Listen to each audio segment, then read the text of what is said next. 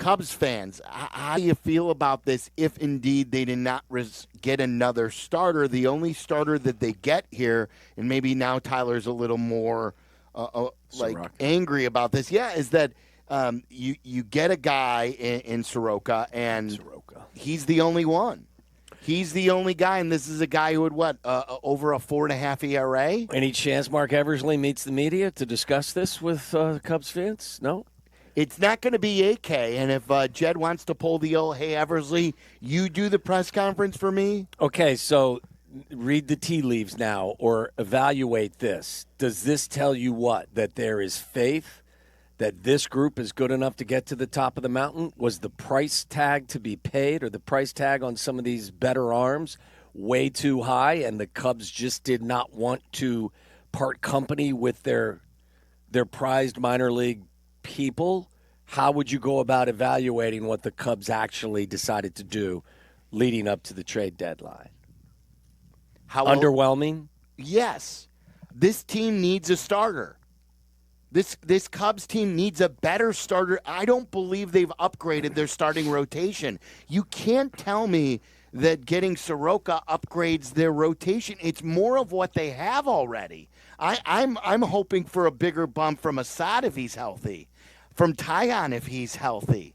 And I'm not the world's biggest Well, you're going to get Tyon that. fan. That's going to be sold to you here in a few minutes.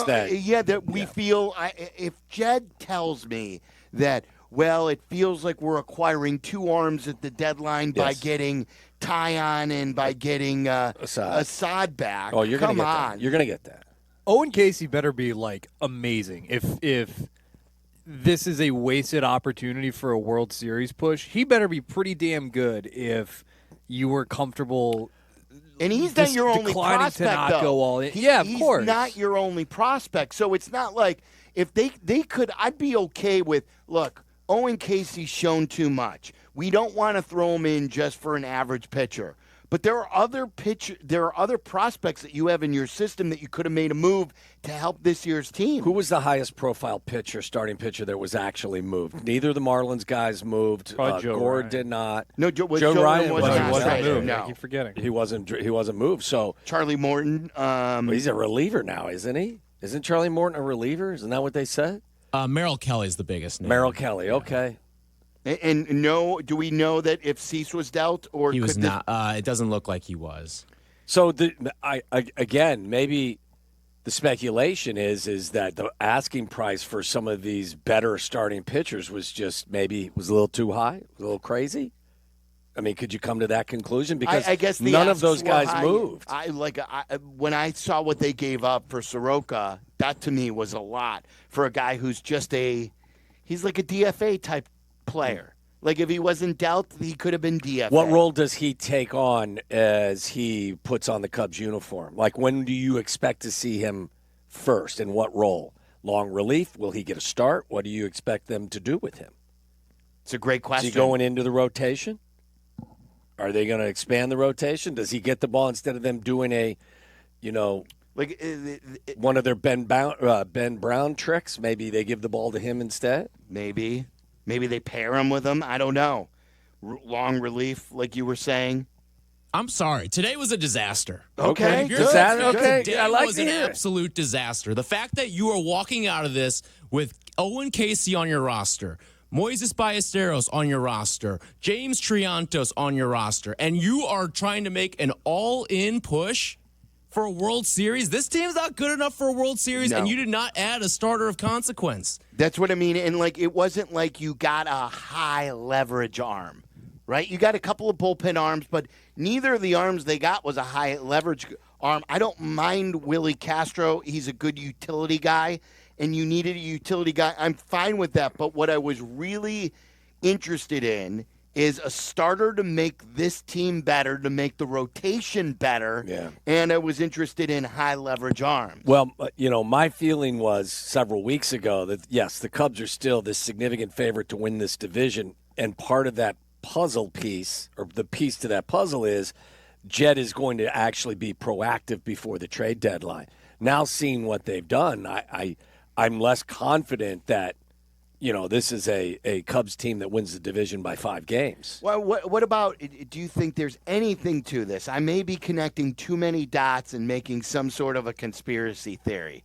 The Jed contract extension being announced when it was announced, were there parameters? We don't want you to trade these young players, and we want you to feel confident in your job that you don't have to make this big, bold move for just this year because we're keeping you for multiple years? I don't know. It's a good question. I have thought and said that I don't think the contract extension affects the way Jed would go about his business. Well, what if this is like you said earlier in the show, and this would always happen with Jerry and with Pax, where Pax would cover up for some of the moves that Jerry didn't want to make by being the guy who's the meat shield, as you call it. Well, I mean, Rick Hahn and Kenny used to do the same for Jerry. And if he says, look, I'm really happy with our farm system, I don't want to mortgage this, you're safe, just go out there and tweak some things, especially with the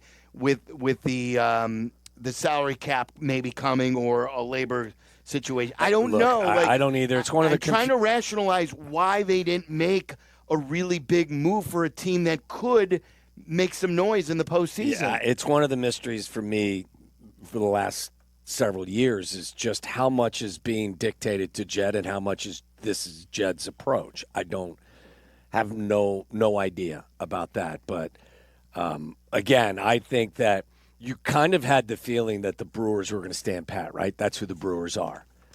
I thought one of the reasons why, personally, that's one of your the advantage. reasons. One of the reasons why I thought the Cubs were the prohibitive favorite to win their division going back. I mean, this is before the Brewers caught lightning in a bottle, or that's the wrong way to say it, before they went on this big winning streak.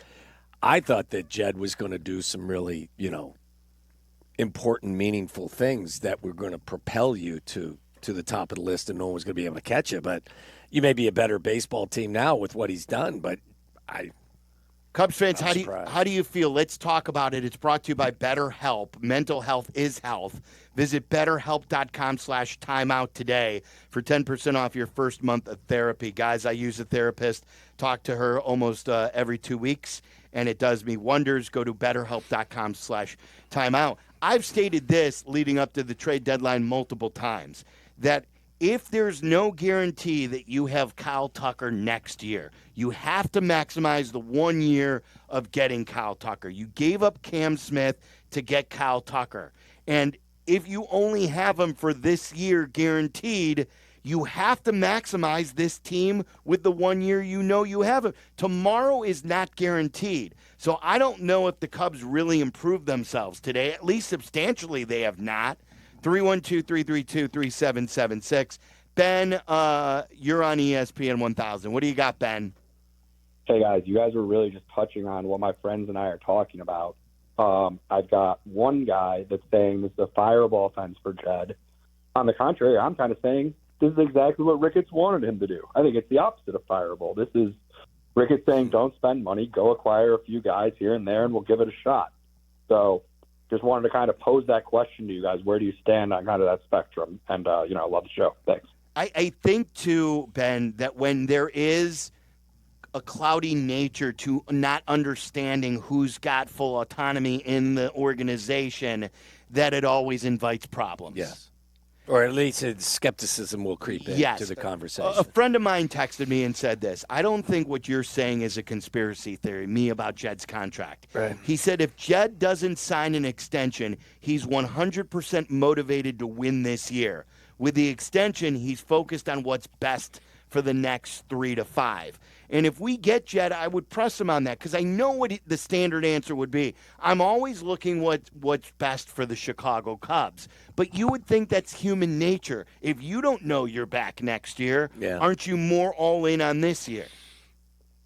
You would think that would be an easy conclusion to come to, for sure. I don't know what we may find out that the asking price for some of these better starting pitchers was ridiculous. Don't know. I mean, the fact that none of the top guys moved is kind of weird to me. Tyler, we're going to get Jesse on. Can you put in a well-being call on Cap?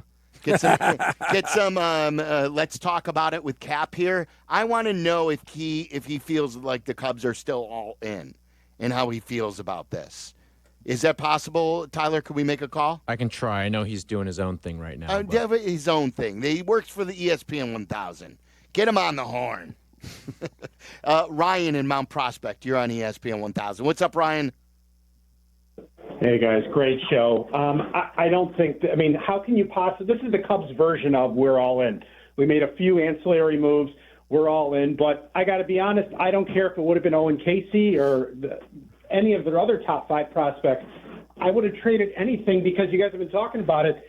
Next year's not promised to anyone. And I got to push back on the fact that I don't think even if Jed didn't get an extension, that's probably the biggest thing at the deadline they did, right? They gave their GM an extension. That's their biggest move.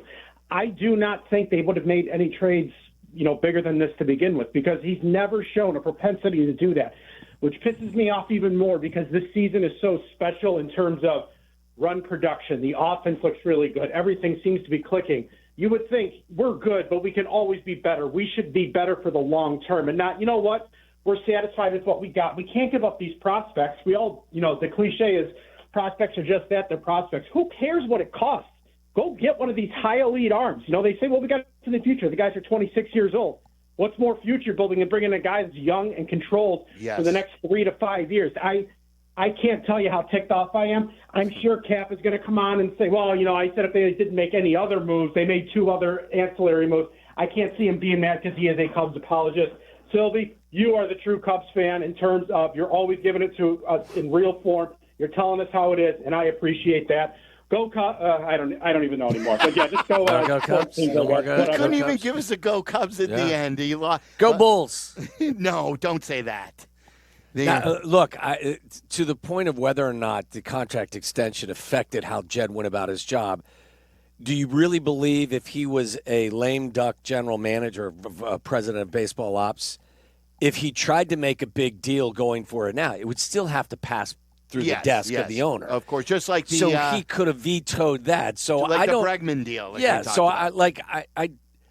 I understand the concept behind it, but at the end of the day, every deal, whether you've got a 5-year extension or you're on the final 2 weeks of your existing contract, the owner, in this case, it feels like, is going to have to sign off on it anyway, right? Or someone in the other building? Of course. So you're not just going to go rogue and go, I don't have a contract extension. Take whatever you want. I'm trading him, and him. Those things are all still going to have to be agreed to by people that sit in a bigger chair than him. All right, let's go to Sarkis in Barrington. You're on ESPN 1000. What's up, Sarkis?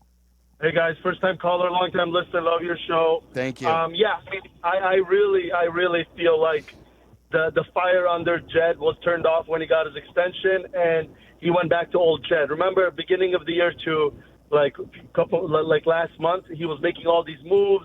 If the pitcher wasn't making a good start, he was like sending him back to AAA. And so I think now that he got his extension, we're talking about tomorrow's not guaranteed. That's exactly right. But for Jed, it was guaranteed, and now he can lay back and be like, I want to just keep the farm system. I have a couple more years here. Let me go and work it. So I'll hang up and listen to your thoughts. Thank you. Thanks, Sarkis. It's a really good call. I want to bring in Cap because he's taking time. I know he's got a lot of stuff that he's doing for his YouTube show and everything like that.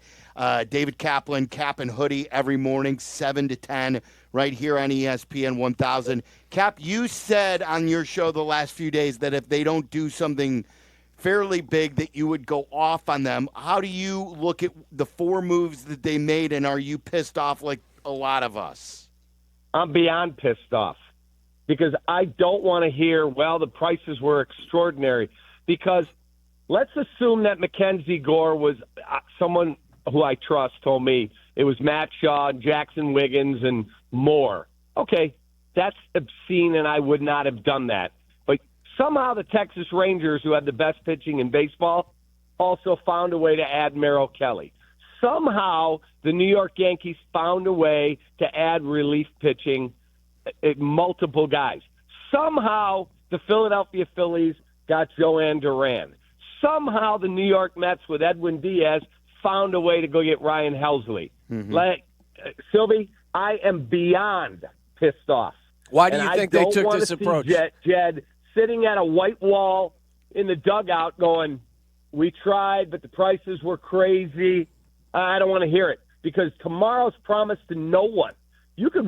Let's assume, and I've been telling you I thought they'd re-sign Tucker. Let's assume they do. And you wake up a year from right now, and you've got 5 guys on the injured list with bad injuries. Tomorrow's promised to no one, man. Your window's open now, and whatever the reason is, Ricketts, Jed, Carter, whatever it is, today is a disaster. Cap, let me ask you a question. The fact that you didn't see Joe Ryan dealt, you didn't see Mackenzie Gore dealt, you didn't see either of the Marlins pitchers dealt, does that give you a feeling that the price tag for those guys was going to be huge, so much so that not only the Cubs weren't interested or didn't make a deal, but other teams that were looking for starting pitching didn't make those deals either?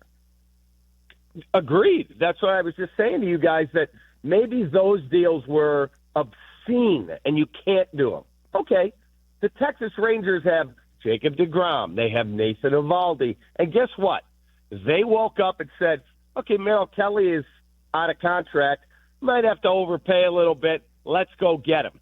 Somehow, the teams that are all in, and don't even get me started with San Diego because I love what they do. They're so aggressive. But the Mets, they have a great closer at Edwin Diaz.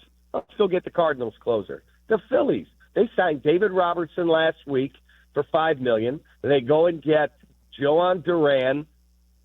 Hell, the Griffin Jacks, who's a really, really good pitcher for Minnesota, he's pitching for the Tampa Bay Rays now. Yeah. The Rays went out and found a way to get him. So there's other ways to skin the cat. Okay, you don't get the guys that didn't get moved. That's fine. But you cannot tell me that you cannot find a way to do better than they did, than Mike freaking Soroka, who was on the 41-win White Sox. Yeah, I'm with you completely, and I'm glad to hear that you're angry. The question that we were asking, if Jed doesn't get the extension, and if he still isn't sure about his job, do you think he's more all in than he was today? No, because I heard the extension was coming 3 weeks ago. So I don't think the timing of it is what it is. I don't have any – I've been listening to you guys, obviously. I didn't have the conspiracy theory that the extension played into it. I just think they prospect hug to the degree where it's obscene. Moises Ballesteros, I love that he got a big hit when I was sitting there with Hoodie and everybody yesterday in Milwaukee. It was awesome. And he's a really good hitter. But guess what? He's 5'9". He's 200 whatever pounds. What's his position? He doesn't have one. DH. Yeah. And he doesn't hit for power either, Cap. No, he's a good hitter. That's fine. Got to give something to get something. And if that dude kept you from getting a really good pitcher, shame on you. Cap, it was great. I'm glad we called you. I'm glad you picked up the phone. I know you got stuff to do. Thank you for joining us. Can't wait for tomorrow. And way to go with Caleb. That's awesome. Yeah, he was great. I mean, you love the guy, too. It was great to talk to him. We'll play that a little bit later. Cap, thanks so much. Talk to you. There's David Kaplan. An angry David Kaplan. Yeah, I like that. I'm glad we got like the let's talk about it, David Kaplan, like the rapid reaction. I think he said, earlier today, from what I understand, that look, if they don't make a significant move, he was going to be more than a little upset. All right, we'll continue to roll with these phone calls. I know there are a lot of people who are upset. What do you guys make of this? Is there anyone out there who's happy that the Cubs keep their prospects? I don't want them to overpay either.